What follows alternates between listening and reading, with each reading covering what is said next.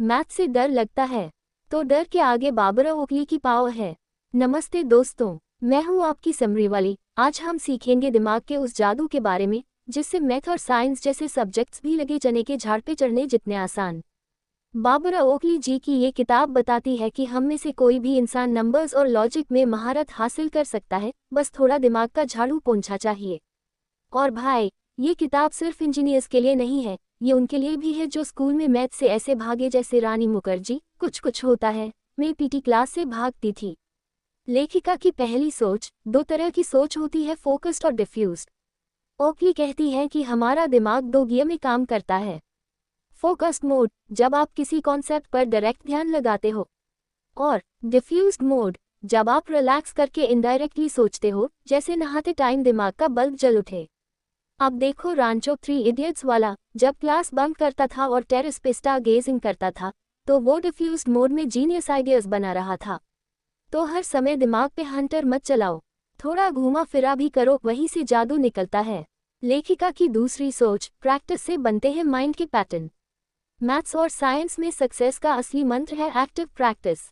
जिस तरह ऋतिक रोशन धूम 2 के स्टंट्स के लिए दिन रात मेहनत करता था, वैसे ही कॉन्सेप्ट समझने के लिए आपको हैंड्स ऑन करना होगा। पैसिव पढ़ाई से कुछ नहीं होगा। कॉन्सेप्ट को पकड़ो, क्वेश्चन को खुद से तोड़ो मरोड़ो और सॉल्व करो, तभी बनेगा माइंड में पैटर्न। रिविजन नहीं, रेपिटेशन में असली तीर है। लेखिका की तीसरी सोच। पोमोडोरो टेक्निक, मतलब दिमाग का देसी मालिश। ओकली का ultimate weapon Pomodoro technique. 25 minute तक फुल फोकस से काम करो, फिर 5 मिनट का ब्रेक। इतना ही नहीं, हर 4 पोमोडोरोस के बाद एक लंबा ब्रेक लो। ये वैसा ही है जैसे गोविंदा 3 गाने के बाद एक लंबी नींद लेता था रिचार्ज होकर अगली मैडनेस के लिए। फोकस जोर ब्रेक्स मतलब माइंड का जिम। लेखिका की चौथी सोच। प्रोक्रास्टिनेशन, मतलब सफलता का विलेन।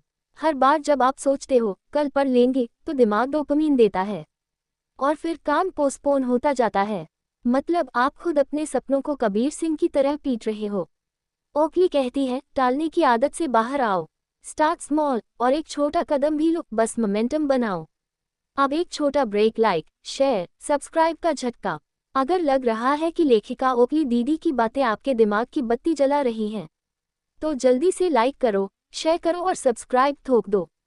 और कमेंट में बताओ आपने आखिरी बार कब कल से शुरू करेंगे कहा था, और वो कल आया था या फिर SRK की कल हो ना हो बन गया। चलो अब चलते हैं अगले सीन में। लेखिका की पांचवी सोच। चंकिंग, मतलब पढ़ाई का पाचन तंत्र। चंकिंग मतलब छोटे छोटे टुकड़ों में नॉलेज को डिवाइड करना। जैसे आप लिट्टी चोखा एक साथ नहीं निगलते, वैसे ही किसी भी कॉन्सेप्ट को छोटे बाइट्स में समझो। पहले फॉर्मूला याद करो, फिर उसका लॉजिक, फिर उसका एप्लीकेशन। एक पूरा सब्जेक्ट सीखने से बेहतर है उसे चबाकर डाइजेस्ट करना। स्टेप बाय स्टेप सीखना, मतलब चंकिंग लाइक अ बॉस। लेखिका की छठी सोच। अल्यूजन्स ऑफ कॉम्पिटेंस, यानी जो दिखता है वो होता नहीं। बुक को देखकर समझ आया, मतलब समझ नहीं आया। हाइलाइटर्स मारना, अंडरलाइन करना और बोलना हाँ हाँ सब आता है, ये दिमाग का धोखा है। ओकली कहती है खुद से पूछो, क्या मैं ये टॉपिक किसी को समझा सकती हूँ? अगर हाँ, तभी समझा, नहीं तो रिविजन अभी बाकी है मेरे दोस्त। मतलब पढ़ाई में कभी खुशी कभी गम के फीलिंग्स मत लाओ, कोल्ड ब्लडेड ऑनेस्टी लाओ। लेखिका की सातवीं सोच। टेस्ट दो, टॉपर बनो। टेस्ट खुद से देना सीखो, वो भी बिना सिलेबस बताकर। जब आप खुद को चैलेंज करते हो तब असली लर्निंग होती है। मतलब जैसे सलमान खान खुद को मिरर में देखकर डेली डायलॉग्स प्रैक्टिस करता है, वैसे ही आपको भी खुद से क्विज लेना चाहिए। टेस्टिंग मतलब रिविजन की WWE, तभी तो दिमाग स्ट्रोंग बनेगा। लेखिका की आठवीं सोच। नींद मतलब दिमाग का चार्जर। रीडिंग डन, अब सोना भी जरूरी है मेरे दोस्त। मुझे लगता है सोने का नाम सोने से ही पड़ा होगा, पर पता नहीं कौन सा सोना पहले और कौन सा सोना बाद में, और कौन सा सोना ज्यादा इंपॉर्टेंट है। खैर फिलहाल नींद की बात कर रही हूँ। मेमोरी कंसोलिडेट होती है नींद में। अगर आप रात भर जागते रहो तो पड़ा हुआ सब क्रिश 3 की कहानी की तरह स्पीड में गायब हो जाएगा। लेखिका ओकली कहती है सोने से डरिए मत, ये ब्रेन का मैजिक टाइम है। टेक होम तड़का। प्रसिद्ध लेखिका बाबरा ओकली की ए माइंड फॉर नंबर्स सिर्फ किताब नहीं, एक दिमागी ट्रेनिंग कैंप है। वो बताती है कि मैथ से डरने की जरूरत नहीं, बल्कि सही टेक्निक अपनाकर आप भी वो बन सकते हो जो कभी सोच भी नहीं सकते थे। किताब अच्छी लगी तो डिस्क्रिप्शन में लिंक है, कमेंट में बताओ। मैथ्स में आपका सबसे बड़ा दुश्मन कौन था? एक्स का वैल्यू निकालना, जियोमेट्री के चक्कर या मैथ टीचर का स्टेयर?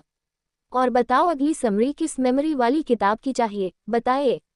अगली बार जब आप खुद से कहो मुझसे ना हो पाएगा, तो ओकी दीदी की आवाज़ याद रखना।